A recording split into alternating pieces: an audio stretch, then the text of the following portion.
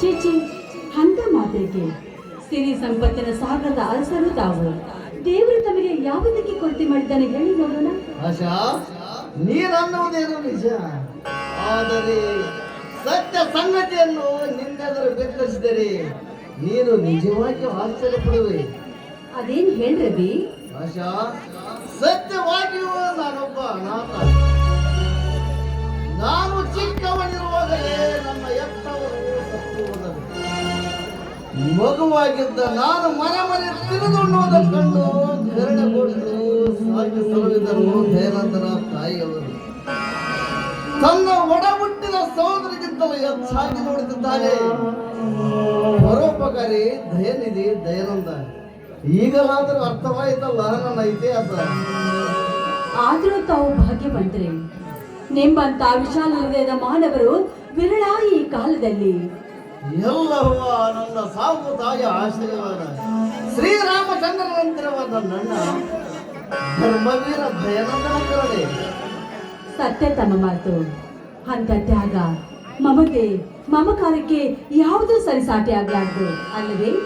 ಆಶಾ, ನೀನು ತಪ್ಪು ಭಾವಿಸದಿದ್ದರೆ ನಿನ್ನದೊಂದು ಮಾತು ಕೇಳಬೇಕಿದ್ದರೆ. ಸಂಕೋಚವಿಲ್ಲದೆ ಕೇಳಿ.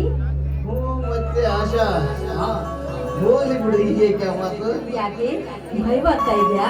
ನಿರ್ಭಯವಾಗಿ ಕೇಳಿ. ಮತ್ತೆ ನೀನು ಅನ್ಯತಾ ಭಾವಿಸಬಾರದು. ಇಲ್ಲ. ಮತ್ತೆ ನೀನು ನನ್ನನ್ನು ತಪ್ಪಾಗಿ ತಿಳಿಯಬಾರದು. ಇಲ್ಲ ರೀ, ತಮ್ಮ ಮಾಣಿಯಾಗಿ ನಾನು ತಪ್ಪು ಭಾವಿಸೋದಿಲ್ಲ. ಆಯ್ತೇ? ಅಯ್ಯೋ, ಇದೇನು ನನ್ನನ್ನು ಮಾಡಿಬಿಟ್ಟಿ. ಮನಸ್ಸಿಗೆ ಹತ್ತಿರವಾದವರು ದೇವರ ಸರಿ ಸಮಾನ ಅಂತ ಹೇಳ್ತಾರೆ. ಅದಕ್ಕಿಂತ ಮಾನಿ ಮಾಡಿದೆ.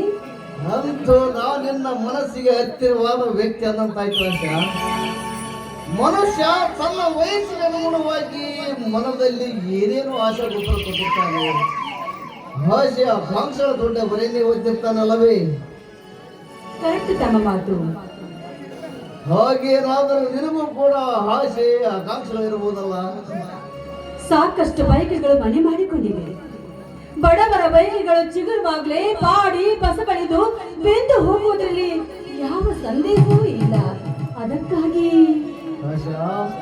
ತಮ್ಮ ಬಯಕೆಯ ಬಳ್ಳಿಗೆ ನನ್ನಂತವರ ಪವಿತ್ರತೆ ನೀರನ್ನು ಬೆಳೆಸಲು ಸಿದ್ಧರಾದರೆ ನಾನೇ ಭಾಗ್ಯವತಿ ಎಂದು ಭಾವಿಸಿದೆ. ಬಹುದಿನದ ನನ್ನ ಮನದ ಬಯಕೆಯನ್ನು ಎಂದು ಬಿಚ್ಚಿ ಹೇಳುವೆ. ರವಿ, ಅನಾಥರಾದ ನಾನು ಪರರಾಶ್ರಲ್ಲಿ ಅರಸನಂತೆ ಬರುತ್ತೇವೆ. ಮತ್ತೆಗೆ ಅನಾಥ ಎಂಬ ಮಾತು? ನೇರ ವಿಷಯಕ್ಕೆ ಬನ್ನಿ. ಆಶಾ,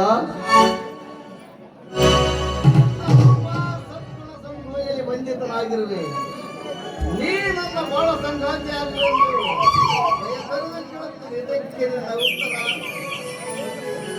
ರವಿ, ಬಳ್ಳಿ ಒಂದು ಮರಕ್ಕೆ ಹಬ್ಬುವುದು ಸಹಜ. ಆದರೆ ಆತಕ್ಕೆ ಬೇಕೆ ಆಶಾ? ನೋಡ್ರಿ, ನಮ್ಮ ಈ ಪ್ರೀತಿಗೆ ನಿಮ್ಮ ಅಣ್ಣನವರು ಒಪ್ಬೇಕಲ್ಲ? ನಾವು ನಮ್ಮ ಅಣ್ಣ ಈ ವಿಷಯ ತಿಳಿದ ತಕ್ಷಣ ಊರಿಗೆ ಸಿಹಿ ಅಂತಾನೆ.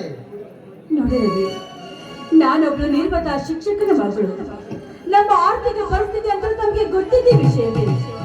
ಆದ್ರೂ ಈ ಬಡವಿಯ ಬಹಳ ಬಳ್ಳಿಗೆ ಆತರದ ಮರವಾಗಿ ನಿಲ್ಲಲು ನೀವು ಮನಸ್ಸು ಮಾಡಿರುವಿರಿ ಎಂದಾಗ ಮುಂದೆ ಇದರಿಂದ ತೊಂದರೆ ಆಗ್ಬಹುದೇನೋ ಅಂತ ನನ್ನ ಅನಿಸಿಕೆ.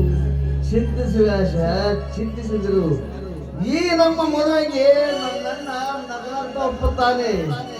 ಅಲ್ಲದೆ ನಿನ್ನಂತ ಸುಶೀಲೆ ಮನೆಗೆ ಸ್ವಚ್ಛ ಆಗಿ ಬರ್ತಾಳೆಂದರೆ ಸಂತೋಷದ ಸ್ವಾಗತ ಬಯಸ್ತಾನೆ. ಹಾಗಾದ್ರೆ ನನ್ನಂತ ಭಾಗ್ಯವತಿ ಬೇರೆ ಯಾರು ಇಲ್ಲ. ನನ್ನ ಬಾಳಿನ ಭಾಗ್ಯ ದೇವಿಗೆ ನೀ ಬಂದರೆ ನಾನೇ ಪುಣ್ಯ ಪುರುಷ. ಸಾಕು ಬಿಡಿ ನಿಮ್ಮ ಹೊಗಳಿಕೆಗಳನ್ನ.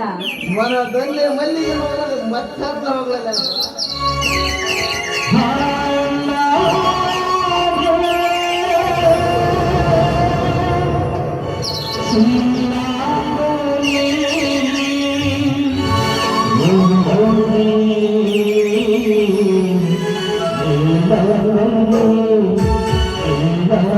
Oh